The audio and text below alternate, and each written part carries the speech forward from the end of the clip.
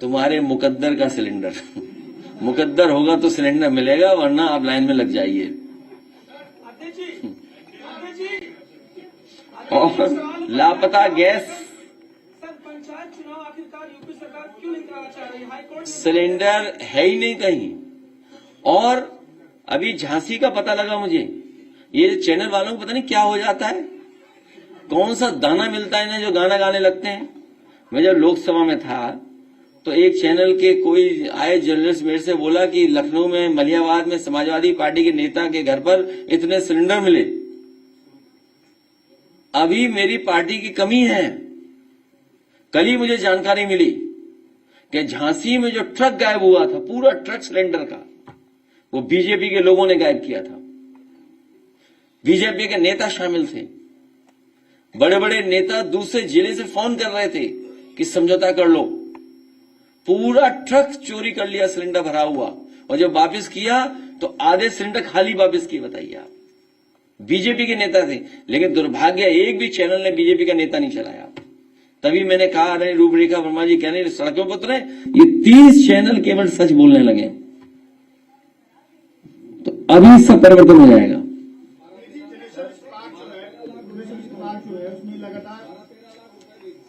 किसमें?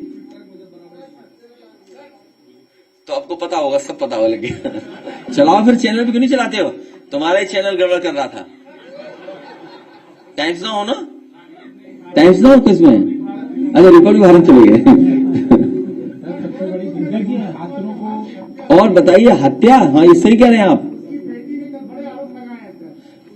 अरे तुम बेटी का आरोप सुन रहे हो, और सांसद जी ने क्या कहा?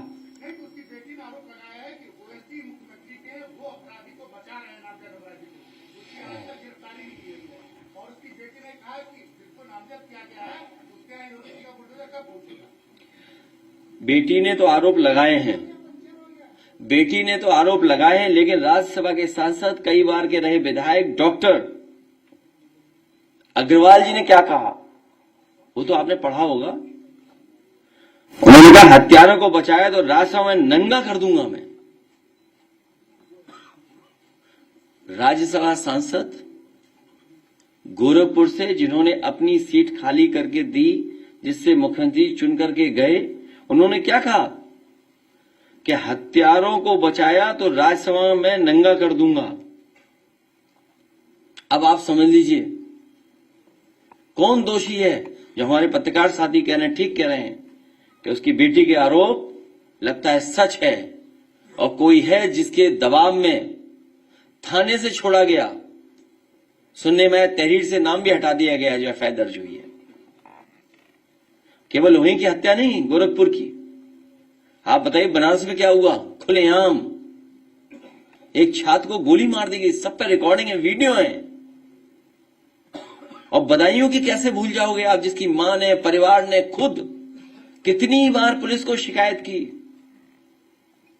कि मेरी जान को खतरा है, मेरी जान ले ली जाएगी बदायूं। बताइए आप, सजाती लोगों को पता नहीं कौन से पंख लगे हुए हैं कि कोई परवाह नहीं कर रहे हैं, और फिर पैसा देकर के फिल्में बना रहे हैं आप लोग दूसरे दलों को बदनाम करने के लिए। मुझे तो लगता है इन पे ज्यादा पैसा हो गया जो फिल्म इंडस्ट्री तक पैसा पहुंचाया जा रहा है। और मथुरा में क्या हुआ सोचिए आप, एक साधु संत का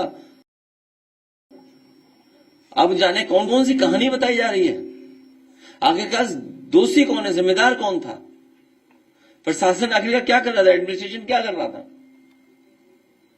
दोषी तो एडमिनिस्ट्रेशन है, पुलिस है। सुल्तानपुर में भी एक हत्या हुई है, 3 दिन के बाद एफआईआर की गई है, और हत्यारा घर पे जाकर के कहता है कि 10 मिनट का समय है, 10 मिनट में अगर बचा सकते हो तो बचा लो। केवल यही नहीं, आप बताओ वो डॉक्टर को कैसे मारा गया था, वहां किस चीज से मारा गया था, बताइए आप। यहां पुलिस से जब पॉलिटिकल काम लोगे, पुलिस का जो एक सिद्धांत बन गया है कि हथेली गरम पुलिस नरम, एक ही सिद्धांत पे काम कर रही है पुलिस, और आए दिन गांजा जाने क्या क्या पकड़ा जा रहा है। तो पुलिस लॉ एंड ऑर्डर के अलावा सब कुछ कर रही है, और गोरखपुर में तो लॉ एंड ऑर्डर की हत्या हो गई है। ये जो घटना हुई है गोरखपुर की, हमारे पत्रकार साथी पूछ रहे हैं, वहां लॉ एंड ऑर्डर की हत्या हो गई है। जनता से अपील है कि इस सरकार को हटाए बिना लॉ एंड ऑर्डर बेहतर नहीं हो सकता है। पार्क में जो गेट नंबर 6 था, वहां पर क्रिकेट खेलते थे, फ्री था, लेकिन अब वहां पर गैलेक्सी क्रिकेट एकेडमी को दे दिया गया है। वहां पर चार्ज लगेगा, जुदाई हो गई है, उसको प्राइवेटाइज कर दिया गया है। अभी तो लॉ एंड ऑर्डर पे रही है।